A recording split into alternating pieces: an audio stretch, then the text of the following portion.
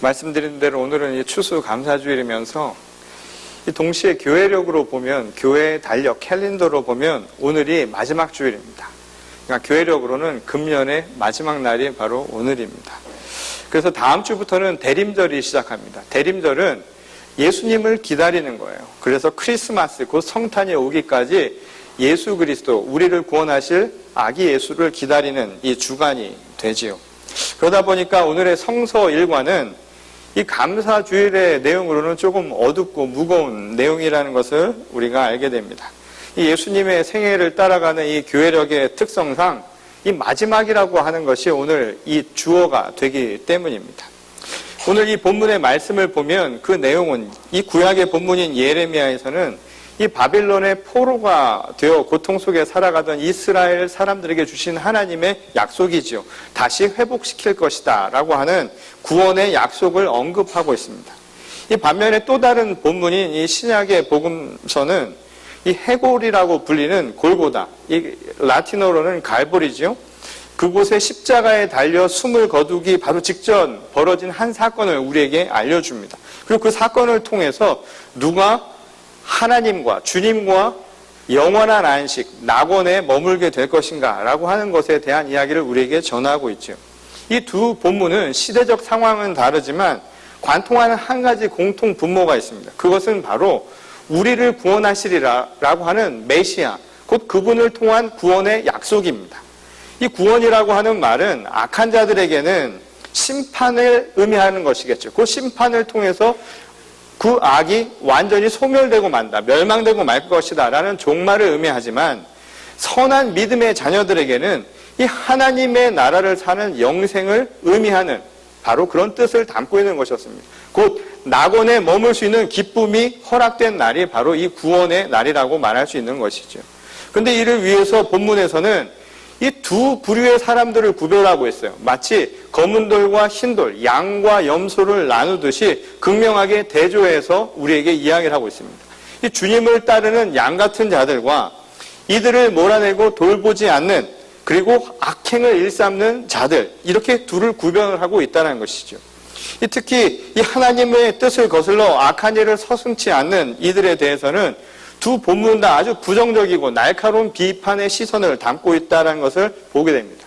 이 예레미야에서는 그 사람들에 대해서 뭉뚱그려 이야기를 하죠. 내 백성을 돌보지 않는 악한 목자다라고 해서 뭉뚱그려서 그들을 표현하고 있습니다. 말하자면 악한 자들을 대표하는 사람들이라는 것이죠.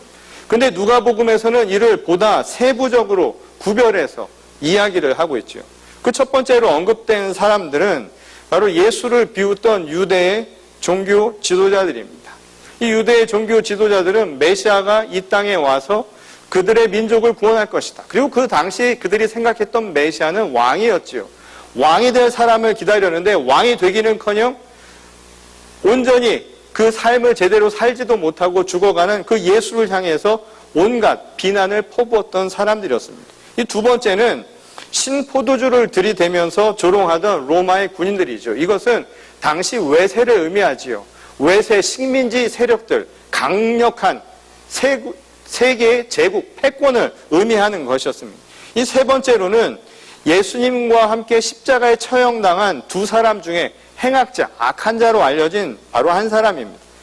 아마도 십자가 처형을 당했던 것으로 보아서 당시에 이 로마의 식민지 정치에 반대했던, 오늘날로 말하자면 제야의 혁명가 정도 되는 사람이라고 생각할 수 있는 인물이겠죠.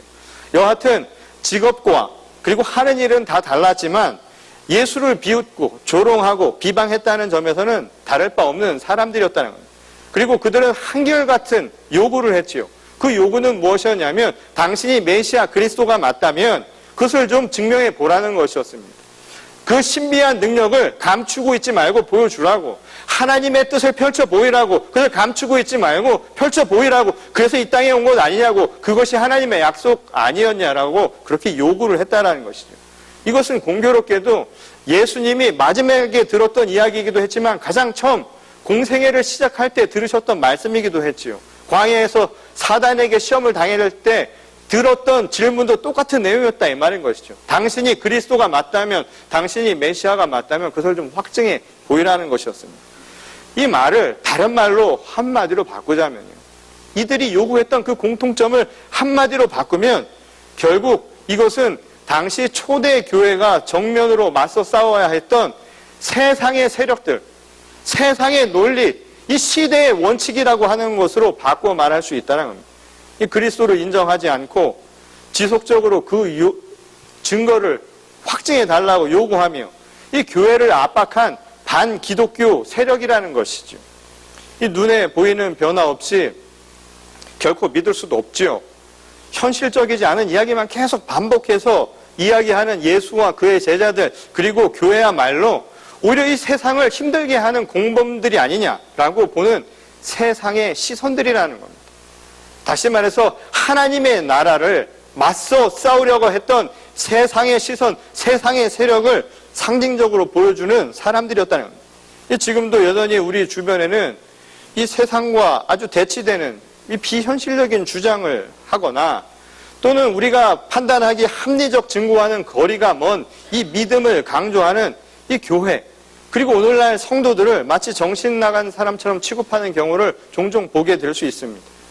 이 생존에 필요한 빵을 끊임없이 공급해 주는 것도 아니고요, 우리의 민생을 해결해 주는 것도 아니고, 그렇다고 사회적인, 정치, 경제적인 불평등을 완화시켜 줄 만한 능력도 없어 보이니까 오히려 말하는 것마다 세상에 뒤처지는 얘기만 하는 것 같아 보이는 기독교의 사상, 그리고 교회의 모습이 정말 마음에 들지 않는 것이죠. 이 고린도후서 1장 18절에 보면 바울이 이런 시대상에 맞서서 이런 고백을 한 바가 있습니다. 십자가의 도는 언제나 멸망하는 자들에게는 미련한 것처럼 보이기 마련이라는 거예요. 그것은 시대를 막론하고 십자가의 도를 바라보는 세상의 시선이었다, 이 말인 것이죠. 곧 예수 그리스도에 맞섰던 사람들, 십자가의 도를 통해서 그를 모멸하고 비방하고 비판했던 모든 세상의 시선들은 하나같이 우리를 미련하게 보았다, 이 말인 겁니다. 근데 놀랍게도 말이죠, 구원을 얻는 이들, 그래서 구원을 통해서 낙원에 함께 머물 이들은 하나님의 능력으로 본다, 이 말인 겁니다. 그리고 그것이 하나님의 참 지혜라는 것을 깨닫게 된다는 겁니다. 근데 이 말이 뜻하는 것은 그렇다고 해서 교회가 현실의 문제에 아무런 개입도 말아야 하고 오직 방구석에 틀어박혀서 기도하고 찬양만 해도 좋다라는 이야기가 결코 아니지요. 이 불의한 세상은 돌아갈 필요도 없고 관심 둘 필요도 없다라는 이야기도 아니다, 이 말인 거예요. 오직 개인의 구원에만 신경 쓰라고 하는 이야기가 결코 아니라는 겁니다. 다만 우리가 살고 있는 이 세상에서 우리가 판단하고 우리가 생각하는 그 시선이 전부가 아니라는 거예요. 우리가 세상을 바라보는 방식으로 하나님의 나라를 바라봐도 안 된다, 이 말인 거예요. 예수님의 말씀처럼 그 나라의 방식은 숨은 보화와 같아서 잘 눈에 드러나지도 않고 보이지도 않고 잡히지도 않지만 그것이 우리에게 필요하다는 것을 가르쳐주는 말씀이었다는 겁니다. 눈을 들어 도움이 어디선가를 바라보라는 거예요. 그리고 그 시선으로 세상을 한번 바라보라는 것, 그것이 우리에게 능력이고 우리에게 지혜가 될 수도 있다는 것을 깨닫고 한번 세상을 바라보라는 말씀이라는 것이죠. 세상의 방식과는 전혀 다른 차원의 하나님 나라의 방식이 우리에게 있다라는 겁니다. 예수 잘 믿고 삶이 좀 펴지거나 또는 바라는 형태의 삶을, 또 그런 세상을 누릴 수 있으면 그러면 좋겠죠. 많은 이들이 원하는 결실이라는 것, 증거라는 것, 열매라고 하는 것이 아마 그 안에 나타날지도 모르겠습니다. 그런데 믿는 대로 대가도 그만큼 따라야 한다라고 하는 논리는 어디까지나 세상의 논리라는 거예요. 계산적인, 합리적이라고 말하는 계산적인 주고받는 세상의 방식이라는 겁니다. 예수 잘 믿는 사람이 그렇지만 언제나 윤택한 삶을 사는 거 아니죠. 그렇다고 딱히 예수 잘 믿어서 세상이 좋아졌나요? 나아진다는 보장도 없지요. 그래서 아직도 현실에 아무 쓸데없어 보이는 믿음을 가지고 사는 것 자체가 어쩌면 세상의 시선에는 미련스럽게 보일 수도 있다는 겁니다. 아주 당연할 수 있다는 거예요. 세상은 톱니바퀴처럼 아주 맞물려서 정신없이 돌아가죠. 한치의 틈도 없이 오차도 없이 말이에요. 내가 주는 만큼 받아야 살아가는 이 세상에서 오히려 하나 주고 하나 덜 받겠다라고 하는 이 하나님 나라의 방식은 불필요해 보이거나 아니면 아주 멍청해 보이는 일이 아닐 수 없다는 겁니다. 더 이상 하나님의 말씀이나 부활에 대한 소망, 그리고 그리스도의 복음을 전할 교회가 이 세상에 존재하지 않아도 전혀 문제가 없을 것 같은 이 세상이 지금 우리 눈앞에 있는 것처럼 보인다, 이 말인 겁니다. 합리적인 과학, 그리고 기술, 문명이 이제 종교를 얼마든지 대신할 수 있을 것 같아요. 과학적으로 증명이 되면 그거 따르면 되는 것 아닙니까? 그리고 그것이 말해주는 대로 세상을 살아가면 되는 것 아닙니까? 불확실한 믿음보다 정확한 지식으로 명확하게 세상을 말해줄 수 있는 것, 그게 오늘 이 시대의 진정한 종교 아닐까요? 라고 묻는 사람들도 많다는 것이죠. 그런데 우리가 살아가는 이 세상을 조금만 더 깊이 되돌아보고요, 조금만 찬찬히 우리가 살아왔던 삶을 되돌아보면 모든 것이 톱니바퀴처럼 맞물려 돌아가는 것도 아니고, 또 뭘 좀 안다고 해서 잘 사는 것도 아니라는 것도 깨닫게 될 수 있다는 겁니다. 그리고 확실하다고 해서 또 그것이 확실한 것도 아니라는 것을 알 수 있다는 거예요. 그래서 뭔가 세상의 방식에 의존해서 거기에 적합하게 살아가면 뭔가 확실하고 명확하고 인생의 분명한 것을 얻을 수 있을 것이라고 생각하는 사람들이라면, 그때 되돌아오는 대답은요, 실망스러운 것이 될 수도 있다는 겁니다. 특별한 사람들을 제외하고요, 아주 운 좋은 사람들을 제외하고는 대개가 불만족스러울 가능성이 높은 거예요. 오히려 불행하다 싶을 정도의 부정적인 생각을 갖고 세상을 살아갈 가능성이 굉장히 높다는 것이죠. 그런데 놀랍게도 말이죠, 하나님의 말씀은, 우리들에게 가르쳐주는 말씀은 아주 그와는 정반대이죠. 오늘날 기독교인들이 자주 암송하는 말씀을 보아도 그렇지 않습니까? 우리가 금년도 표어로 삼았던 말씀도 그렇죠. 항상 기뻐하는 거예요. 그래서 늘 감사하라고 이야기를 하지 않습니까? 그러니 잘 되면 잘 된다고 감사하고, 잘 안 되면 또 그런 대로 또 감사하라고 가르치는 것. 그런 교인들을 보면 어떤 생각이 드나요? 미련해 보이는 거예요. 여러분, 한자의 미련이 무슨 뜻인 줄 아세요? 모자란 거예요. 쉽게 얘기하면 모자라 보인다 이거예요. 오늘날 세상의 시선으로 보면 예수 믿고 모든 것에 감사하며 살아가는 사람들, 그냥 아무 것에도 때를 얻든지 못 얻든지 그냥 하나님 앞에 감사하며 살아가는 사람들이야말로 정말 나사 하나 빠진 것 같은 사람들이 아니냐는 거죠. 이런 비아냥 듣기가 쉬운 세상을 살아간다는 겁니다. 언젠가 이 당시 믿음이 없던 저희 할머니가 이 며느리인 저희 어머니에게 이런 말을 했던 그 말이 기억이 납니다. 저희 어머니는 모르죠. 저만 들었으니까. 그때 뭐라고 했냐면, 아주 미쳐서 모자란지만 골라 한다고.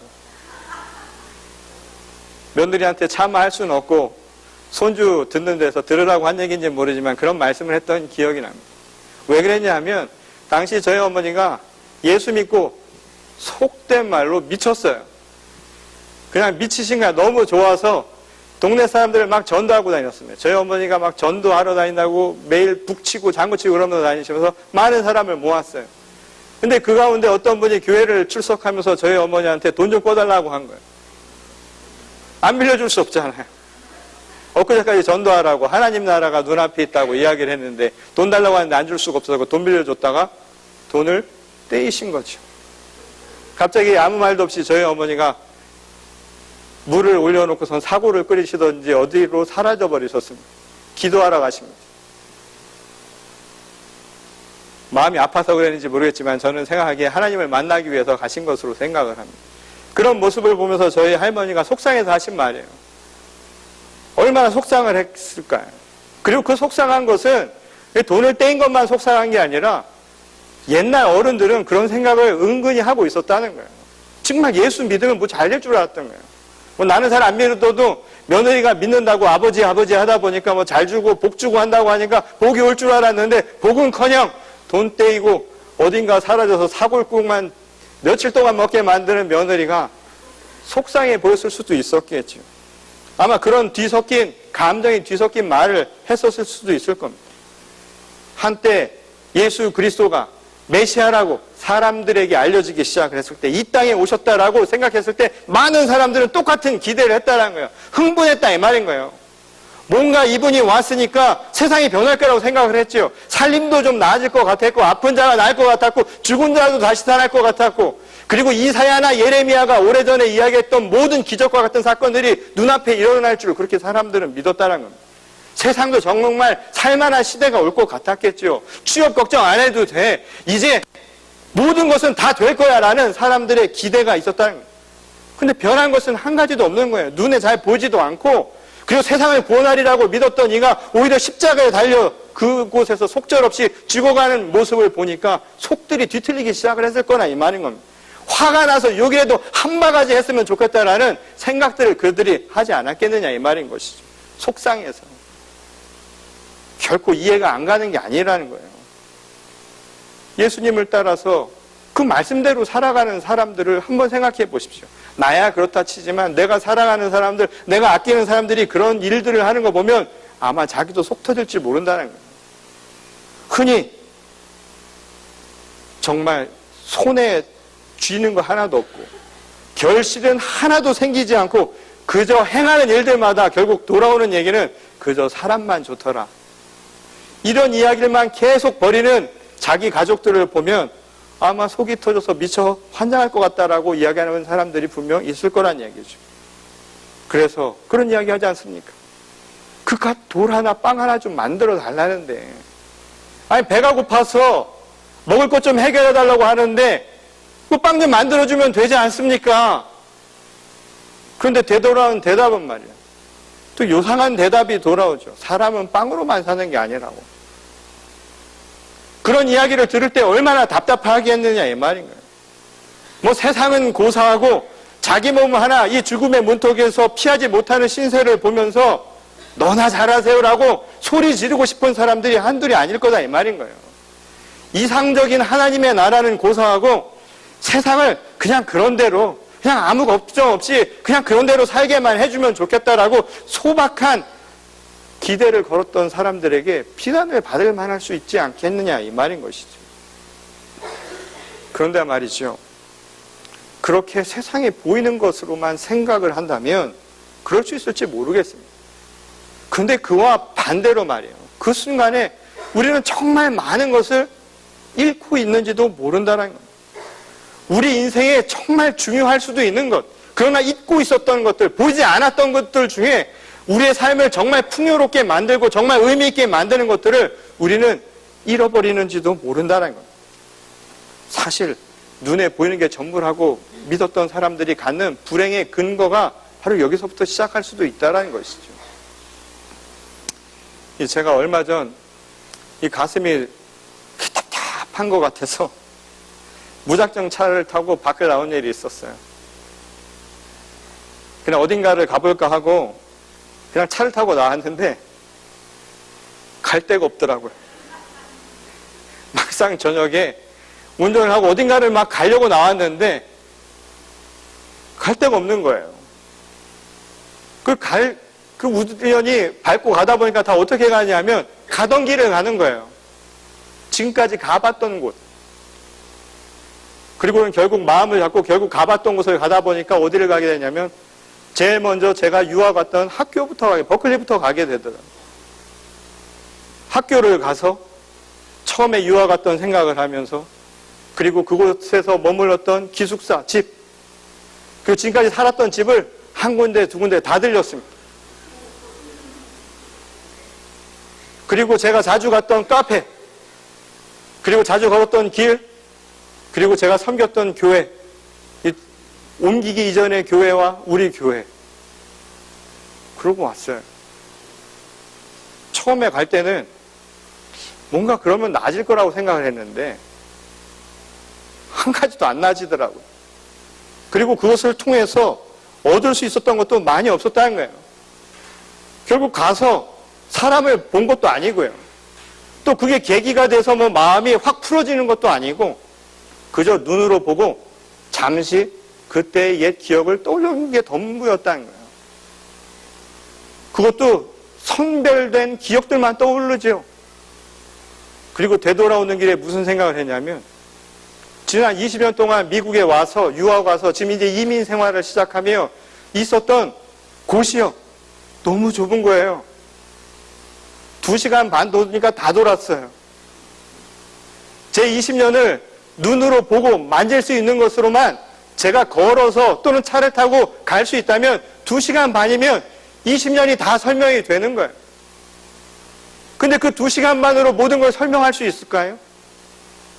그 너머에, 그 보이지 않는 곳곳에 그동안 쌓아왔던 나만의 기억들, 나만의 이야기들, 때로는 슬프고 어려워서 하나님 앞에 목 놓아 울었던 삶의 질문들, 때로는 기쁘고 감사했고 즐거워했던 많은 순간들이 보이지는 않지만 그곳 어딘가에 분명히 있었을 것이란 이야기인 것이죠. 우리의 인생은 보이지 않는 그 수많은 곳에 어쩌면 우리가 모르는 형태로 그렇게 자리 잡고 있을지도 모른다는 거예요.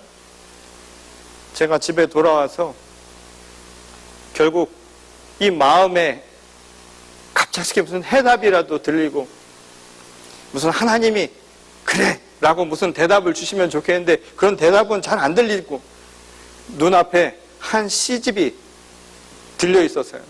제가 그 시 하나를 읽게 됐습니다. 골랐죠. 감사의 기도라는 시를 보았습니다. 거기에 보면 이런 내용의 기도가 나와요. 이혜인 수녀의 시인데 감사의 기도입니다. 지금껏 제가 만나왔던 사람들, 앞으로 만나게 될 사람들을 통해 만남의 소중함을 알게 하시고 삶의 지혜를 깨우쳐 주심에 거듭 감사를 드립니다. 보이는 것보다 더 많은 기억과 삶의 이야기를 안고 살아가는 우리들의 삶이 있다면, 우리 인생이 있다면 바로 이런 기도가 나오지 않을까요? 시인은 그래서 이런 이야기를 합니다. 늘 사랑의 거울 앞에서 자신을 비춰보게 해달라고. 어디 보이는 그곳에 가서 눈에 잡히는 그 무언가가 내 삶의 해답을 줄 거라고 생각하지 말고 사랑의 거울 앞에서 내 자신을 비춰보고 그 말씀의 거울 앞에서 내 안에 살아계신 하나님을 통해 내 삶을 되돌아볼 수 있다면 거기에서부터 감사가 시작할 수 있다는 거예요. 그러면서 이런 기도를 하는 거예요. 제가 남으로부터 받은 은혜는 극히 조그만 것이라도 다 기억하되 제가 남에게 베푼 것에 대해서는 아무리 큰 것이라도 잊어버릴 수 있는 아름다운 건망증을 허락하소서라고 말입니다. 저는 2시간 반 동안 길에서 쏘다니면서 추억 여행을 했는지 모르지만 결국 그 기억을 통해서 제게 돌아온 한 가지 해답은 바로 이것이었습니다. 아름다운 건망증을 갖게 하소서. 자꾸만 눈에 보이는 것, 손에 잡히는 것을 통해서 내 감사의 기도의 제목을 찾으려 하시지 마시고 내가 베풀 수 있었다라는 것, 그리고 내가 남에게 알게 모르게 받아왔던 그 은혜에 대해서 감사할 수 있는 마음을 갖는 것, 선택적인 망각을 하라는 것, 이게 바로 아름다운 건망증이 아닐까요? 오늘 불평과 불만, 불행의 그림자를 안고 이 시대를 살아가는 현대인들, 많은 이들에게 던지는 질문입니다. 오늘 우리가 잊어야 할 것은 무엇일까요? 오늘 하나님께서 우리에게 베풀어 주신 보이지 않는 구원의 은총, 그리고 너희와 늘 함께 할 것이다 라고 하는 그 언약의 약속, 비록 눈에는 보이지 않고 손에 잡을 수는 없지만 그것을 기억하고 살 수만 있다면, 그리고 그것을 방해했던 세상의 많은 방해된 이야기들과 우리를 어렵게 했던 탐욕과 또한 우리의 생각들을 잠시 잊을 수만 있다면 거기서부터 감사가 시작할 수 있지 않을까요? 오늘 더 감사하고 항상 기뻐할 수 있는 길을 기억할 수 있는 주님의 귀한 성도들이 되시기를 바랍니다. 오늘 추수감사주일을 맞이해서 지난 한 해를 되돌아보는 우리의 시선도 이렇게 변화되기를 원합니다. 보여지는 것, 받을 수 있는 것에 예비하지 마시고 불행한 옛 것들은 잠시 잊으시고 하나님 안에서 온전히 감사할 수 있는 기억들로만 채워지는 오늘 복된 성일이 될 수 있기를 주님의 이름으로 간절히 축원합니다. 우리 다 같이 기도하시겠습니다. 하나님, 오늘 우리가 살아가는 이 땅의 삶을 눈에 보이고 손에 잡히고 나를 채울 수 있는 것들에 만족하며 살았던 것은 아닌가 되돌아보게 하시고, 이 시간 우리의 마음속에 아름다운 건망증을 허락하여 주셔서 오직 하나님의 말씀만 기억하게 하시고, 그 말씀에 기대어 세상을 바라볼 수 있는 시선으로 이 땅을 아름답게 살아가는 주의 거룩한 성도들이 되게 하여 주시옵소서. 감사의 마음으로 오늘 이 시간 주님 앞에 찬양을 올려드립니다. 기쁨으로 찬양을 드리는 우리들의 마음을 받으시고, 이제 새롭게 시작하는 또 다른 한 해도 주님과 함께 더욱더 풍성한 열매 맺을 수 있는 저희 한 사람 한 사람 되게 하여 주시옵소서. 주님께 모든 것 감사드리오며 살아계신 우리 주 예수 그리스도의 이름으로 간절히 기도드렸습니다. 아멘.